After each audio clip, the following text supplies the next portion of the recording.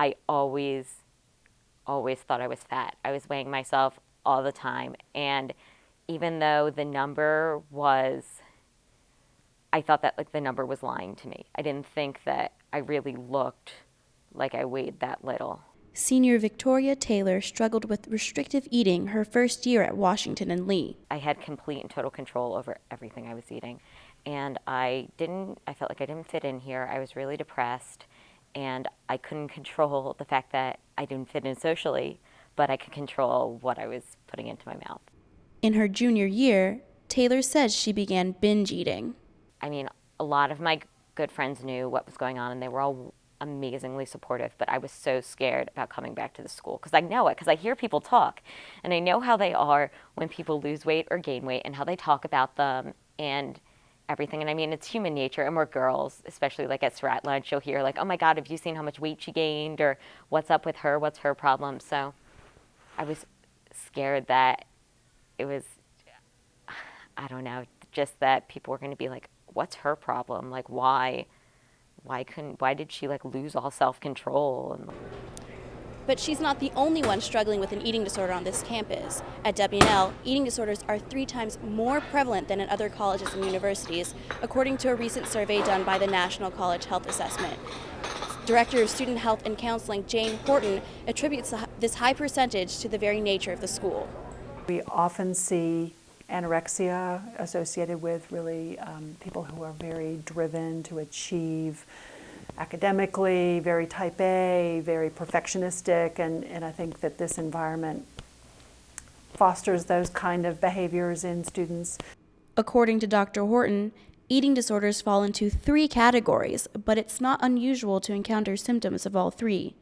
Eating disorders include anorexia nervosa, bulimia, and binge eating. When the university received the report on mental health, it reached out to the student organization Active Minds. Junior Olivia Riffle helped with the initiative. Active Minds is pretty new on campus. The chapter just started in the middle of last year. What we're trying to do is become a component of the health center, sort of all the health services that are provided at W&L, where Active Minds is the mental health awareness component, and Life, W&L Life, is the physical health component, and then counseling is there for people who are interested in learning more. In honor of National Eating Disorder Awareness Week, which took place in mid-February, Active Minds hosted a week-long event to educate students on the signs and dangers of these illnesses. According to the National Eating Disorder Association, signs that someone may have one of these disorders include dramatic weight loss, preoccupation with weight, calories, and dieting, an excessive and rigid exercise regimen, development of food rituals, and withdrawal from usual friends and activities. The centerpiece of the week was a panel discussion led by 5 W&L students who have had or continue to struggle with eating disorders. I think that people are going to be very inspired by their peers opening up, and they'll be more encouraged to talk to their friends, their roommates, anybody they're concerned about. Taylor served on the panel. it's something that people here really need to talk about and need to be aware of, and that is kind of accepted as the norm, and it shouldn't be. Sophomore Will Andrews was another panelist. This campus is really bad about people will say, oh, this girl has an eating disorder, and they'll just shrug it off. It's kind of commonplace to say someone has an eating disorder and no one really does anything about it. So something I'd like to see is people be more proactive. Although 90% of those affected by eating disorders are women, men also feel pressure to achieve the perfect body. Andrew says his struggle with body image began in the 6th grade after his soccer coach called him fat. At age 14, he was diagnosed with anorexia. Eventually I lost so much weight that my mind just became a scary place, and I thought what I was doing was healthy and correct. I didn't think I was 80 pounds. I thought I was 130. Comments about weight can have a lasting impact. Active Minds member Madison McCune recalls a friend's encounter. I'll never forget a story I heard from someone who was at homecoming her freshman year, and one of her other friends went up after dinner to go to the bathroom, and her date said she better be going to throw up. She does not need to gain any more weight, and she had a very normal-sized meal.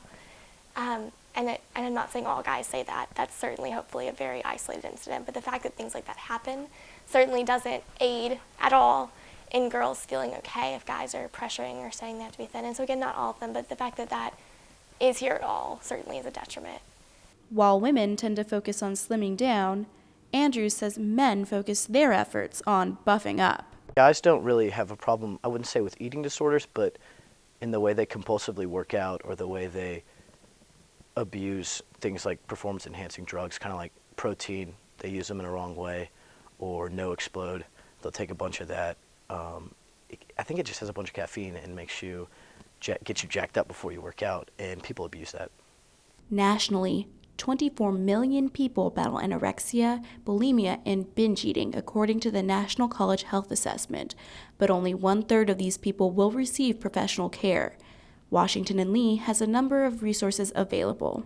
And we encourage students to use either the health center or the counseling center as a first point of entry to talk about these issues. From the health center perspective, we could get a little bit of a history. We can do some measures of weight and height and calculate a body mass index and do blood work if it's indicative if someone's been over-exercising or purging. Taylor is still battling with her eating disorder today. During the outpatient care she received over the summer, Taylor says she relied on the support of her friends. One, that you love them no matter what they look like, and two, that you're going to be there for them if they just need to talk about anything, or even if it's not related, if they just need a distraction.